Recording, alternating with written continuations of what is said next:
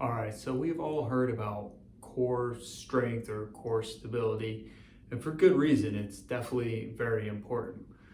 But how it actually benefits us is if we're able to appropriately use those muscles in the abdomen and the core. And it doesn't really have so much to do with like strength, like you're trying to build muscle in your core. It has more to do with stabilization. So we're going to walk through the steps to properly stabilize the core.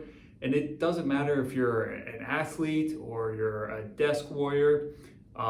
This is going to be a foundation because if your core is able to stabilize, it's going to increase the amount of movement that you have everywhere else in the body. If it's not stabilizing and you don't know how to use your core, it's going to limit your capacity for motion. So this is where we got to start. And the first step is figuring out breathing here. Sounds simple. It's not, I promise you, and this is well worth your time. So really focus and dig in here and see what you can find.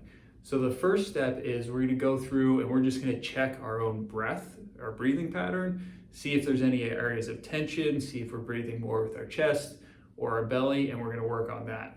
So what you're going to do is you're going to lie just like this on the floor, arms out to the side. And right now you're not trying to brace anything or stabilize.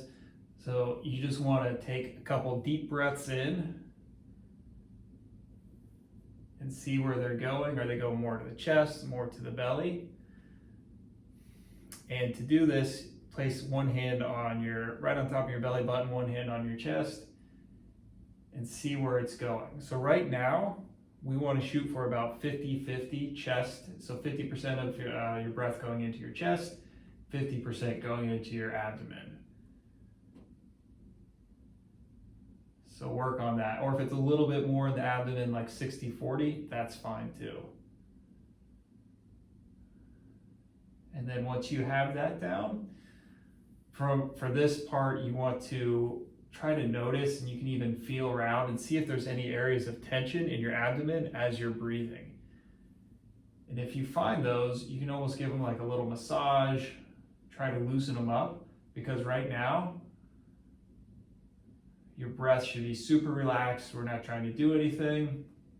One thing we should do to set this up, I should have done this before, is when you get into this position, go into a little bridge and then bone by bone, place your vertebrae in the back onto the ground so that they're all touching. And that enhances this exercise.